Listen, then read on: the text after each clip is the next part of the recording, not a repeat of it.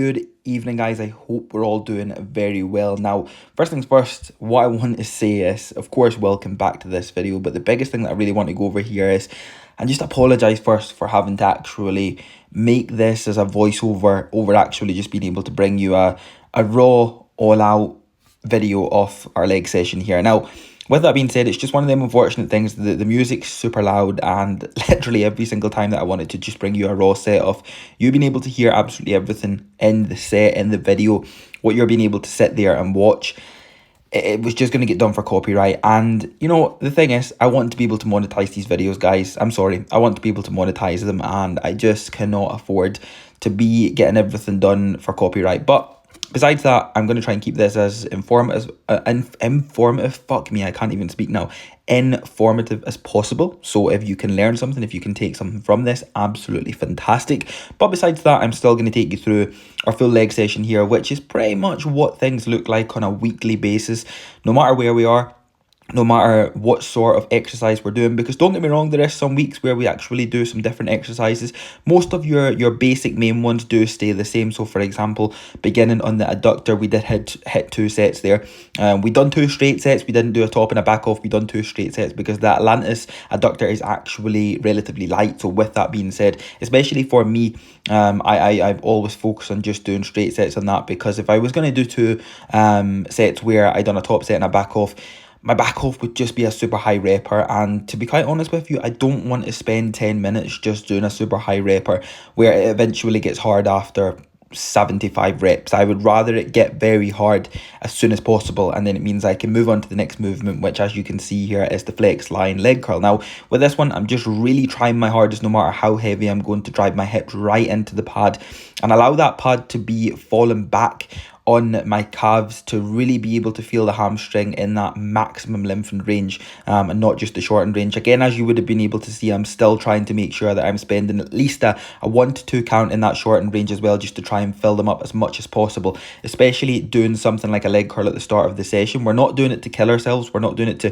fully pre-exhaust or anything like that, but we're looking to really be able to apply as much support around the knee area, the patella area and the hamstring area, to be able to fill it up with blood and make sure it's as supported as possible for moving forward into the rest of the session and be as safe as we can. Now we then moved on to flex leg extension, which as you can see, there's a little bit of a rhythm there. We're using the old school pieces of equipment here, but this was Sarah's main first set. We again hit 2 sets on here, which were actually 2 straight sets. Once again, we take them to complete failure. As you can see here, we're hitting 4 strips. We're even getting to the point where obviously we're taking little breaks at the top, but then we're making sure that we're staying on top of the negatives as much as possible. The negatives being that eccentric control for any of you modern day people out there that only know them by eccentric phases. But besides that, again, taking them as far as we possibly can. A leg extension, I should say anyway, is one of them movements that, guys, if you're not focusing on taking the most from a leg extension in your session, you need to change your attitude towards that, because you simply cannot get your quad any shorter in any other movement other than a leg extension. And you're always wanting to make sure that you can keep everything in line from your hip to your knee to your feet. You want to make sure that as you see, whenever you drive up to the very top, I would always recommend recording your leg extensions from the side, or at least a side angle, to be able to make sure that you can see, especially them first initial main reps. Obviously, I wouldn't recommend for absolutely everybody to be taking your sets as far as we do here into all of these partial reps and forced reps, etc. But whenever you're filming your leg extensions, especially whenever you're taking them to at least mechanical failure for that matter, where every rep should look the exact same, you need to be making sure that everything is in line and you're getting your quad as short as possible. Because trust me when I say this, throughout a leg extension movement, you will get a lot of development throughout your quads, and it's something that, again, like I say, I cannot recommend anymore. You make sure you maximize the most out of them in your sessions when you've got energy, not just at the back end of your sessions because you think they're a small isolated movement, because I've done that in the past and I genuinely wish that I knew that a little bit sooner, because I would have placed them very earlier on in my workouts. Now, we actually wanted to barbell squat, but the unfortunate part is somebody was deadlifting on the platform, somebody was squatting in the actual rack where we like to do it, and there was one other rack free, but it was just not the most optimal rack on the planet, so we decided to move on to the Atlantis Pendulum instead. Now obviously you guys know I've been having some knee issues, so my goal here wasn't to go extremely heavy. I took up to 5 plates for 12 reps, which felt nice and comfortable for me. It wasn't to complete failure. I maybe had around 2 to 3 more good reps in there with no knee pain, but at the same time I've not done the Atlantis Pendulum for a long period of time now, because obviously I've placed barbell squats back in. So at the end of the day, I didn't want to absolutely kill myself on it. I wanted to be able to create a really good stimulus, take them as far as I could without any knee pain, and just at least leave maybe 1 or 2 there before the pain would start to really creep in, because obviously I know that I would have the Cybex squat press coming up next, so I wanted to be able to make sure that I actually had a solid amount of energy still for that as well, and be able to take the most out of it and really try and progress it. So again, obviously 5 plates for me is not a massive PR or anything on the actual Atlantis Pendulum, but it felt really good for a nice squat pattern to be able to still get maximum knee flexion and of course stimulus throughout the quad. It did work nicely. Sarah then moved on to her top and back off set on that. For her back off, we did actually incorporate a 2-second pause at the bottom, just to be able to make sure that we can get the most out of her sets as well, because at the same time sometimes she can be very keen in just going a little bit too quick, and what that can actually find is when she hits the bottom, she can hit a little bit too hard of a depth and then bottom out and then lose the power at the bottom. So that's why we incorporated a nice 2 count at the bottom to make sure that her change of direction was really nice, because it's definitely something that she can be quite not really bad for, but sometimes can get a little bit carried away in her sets, and her change of directions can be a little bit more harsh, and it can just lead to her losing the power. So again, through that, we've just slowed them down ever so slightly. Exact same goes for the leg press as well with her. We've slowed them down ever so slightly, and she's actually seen a massive increase in her strength on this Cybex squat press, which is phenomenal to see, because her progression on this has been seriously incredible, to the part of where she's actually been working up to over 200 kilograms on it, which again is a really good position for her to be taken, because again, Sarah's not a bodybuilder, she's not a full-time trainer, she's not somebody that is super obsessed with the sport or anything like that. She just enjoys to train, she just loves to train, and to be able to see her just actually in there loving to train, getting after the sets when she is a phenomenal spot for her to be in. Now this was my working set, Cybex squat press. We've got 12.5 plates on here. I'm unsure what that is in kilograms, because right now my mind's not working, my maths is just not there, but I was actually able to take this for a PR for 7 reps, and then actually what's happened is I've had another leg session after this in the Train by JP collaboration with The Shed in Cheltenham. For the opening day, we actually got to go down and train some legs, in which I jumped onto the Cybex squat press after the swing squat, after leg extensions, after hamstring curls, after reductors, and I was able to take 12.5 plates for 8, which is 1 up again. So I'm really looking for that 12.5 plates for 10 before I move up. Again, throughout this, we are of course doing a top and a back off set, in which the back off set throughout this for both me and Sarah is a very big high repper. Now this was 9 plates per side, so I dropped from 12.5 to 9. I think I ended up doing maybe something like 20 or 21 reps, which was a good few up from the week prior to that, because that was my session with Ethan and Joel, and I actually done 9 plates for 18, which was a super hard set. Just the accumulation of fatigue from the session alone.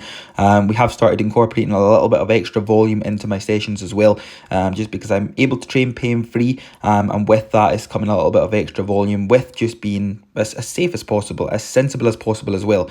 So to be able to take the 9 plates for 20 plus reps, I'll most definitely be trying to work that up to 10 plates for 20 plus before prep starts. And again, like I've said guys already, I'm really being super cautious with my execution of these. So I'm wanting maximum range of motion, I'm wanting max knee flexion, and I am wanting to be in control of the set from the very start to the very end, because that's what I've noticed has given me the absolute most leg development, even when working through a small niggle. Now Sarah's set, we actually put her back in at 3 plates per side, because her working first set was 3 plates per side, because again, she had quite a lengthy time off of using this machine, so again we had to obviously reset it. So we put her back in at 3 plates per side, but we actually then incorporated a triple drop setting, which is not the nicest thing on the planet, especially on a leg press, in which you'll actually see at the very end, we put her on 1.5 reps. So we obviously put her into 2 plates. We took it as far as possible. You will be able to see that there wasn't really that much left in the tank throughout these sort of sets. And again, obviously taking on board, we had to reset this a little because she hasn't been on it in a long time. The fatigue build-up did actually come in very quickly. But once again, she gave her all, and that's definitely something that I will say is no matter what sets we put her into, no matter what exercises we put her into, whether that be a press on the upper body, a press on the lower body, or a pull, for example. We could even do a drop set, a rest pause set. You know, there might be a few tiers here and there, but it's really cool to be able to see because, again, she's always keeping me on my toes, and that's definitely a big one on why whenever she comes into my training sessions, it's always a really good one to be able to push each other as far as we fucking possibly can. But again, seeing this one here, we're obviously doing the 1.5 reps, so we are coming all the way down, we're pressing halfway up, we're then coming right back down, and then we're going for a full rep, in which, guys, one thing I will say is the stimulant build up throughout your quads on this one is unforgiving. This will get hard very fucking quick. And if you're keen on trying this one, most definitely give it a go. Get back to me, let me know how you feel about it. Even on pressing, like do it on a shoulder press, do it on a chest press. You can literally put this in on absolutely anything and it'll fucking hurt. That is one thing I will say. It will hurt. But it's a phenomenal intensifier to put in, again, similar to things like drop sets, rest pause sets, cluster sets. It's another one to put in, and again, you just need to focus on taking it as far as you possibly can. Obviously, you're not going to be doing it on very, very, very heavy weights, but for example, maybe on a back off set, if you even drop it, get down to a really light weight, and once you get down to that really light weight, it's another really good intensifier to make as hard as possible. Now we then moved on to the Cybex seated hamstring curls. So these were working sets. We put in 2 straight working sets on here, purely just down to the fact of the Prime machine is actually quite faulty right now. There's a couple of things that's wrong with it, which is pretty unfortunate. But at the same time, this Cybex leg curl is really nice. It's just half of the stack is not actually on it. So it is very light. I believe it goes up to maybe around 100, 110 kilograms. It's not actually that heavy. So with it being really light, the goal is just as much control as we can physically put into it. So switching on from start of the set to the end of the set, which, don't get me wrong, they ended up a couple of relatively high reppers.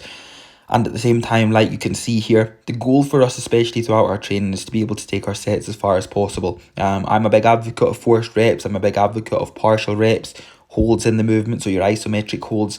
Again, it's just been a way that I've always been brought up throughout my training from the very start, which is coming up to 10 years in March, which is pretty crazy. So whenever we're in these sessions, unless, for example, I'm randomly feeling it on a good day where I'm not going to take it as far as partial reps or anything like that, and I just want to focus on the actual progressively overloaded side of things for some movements, I won't take it as far. But what you will find is the majority of the time in legs, we are taking these sets as far as fucking possible, which for me, that's the way I train and that's the way I love it. And again, like I say, enjoyment's a massive part, and enjoyment's a huge thing for me, in which I always make sure that I am making the absolute most out of each and every single session, and leaving my sessions ensuring that I've enjoyed the fuck out of it. Because if I haven't, my effort would have halved and you wouldn't see me doing anywhere near what I would put into any of these sessions. So again, like I say, couple of straight sets in here, in which we'll place obviously the full workout over the course of this video for you, just so you can get an insight into seeing actually what has went down in this one.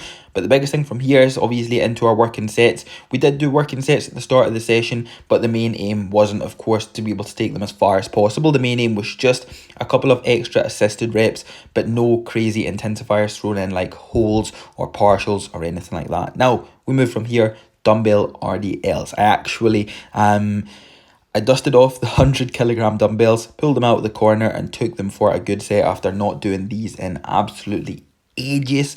I've been switching between things like the RDL machine, a barbell, and of course dumbbells. And to be fair, I've just not been anywhere really near the 100 kilogram dumbbells because I've not really had the kind of need to be there. But besides that, I've been still working up at around maybe between 60 and 80 kilograms for these. But it was just one of them sessions where everything was feeling unbelievable. The strength was going through the roof and everything was feeling good enough to the part of where I thought, you know something, fuck it. I've not seen anybody use the 100 kilogram dumbbells in a while, so I'm going to get them out. And that is exactly what we did. Now, Sarah's not really a fan of a dumbbell RDL, so we did place her on a barbell in which we had her standing on a block. just to increase the range of motion, to be able to make sure that she's getting the most out of that movement, because it would be very easy to be a little bit too shallow in these, especially if you're doing them in a rack. Of course, if you're pulling out of a rack, and you've got all the space in the world, then you won't have an issue with your range of motion. But again, on something like an RDL, which is kind of like an RDL stiff leg, especially throughout legs, we're focusing on range of motion. Now finished up, 4 sets of calves to go, and that was legs. Now guys, as always, any questions, any other updates or anything you would like to see on the channel, don't hesitate to let me know, and I will catch up with you in the next video.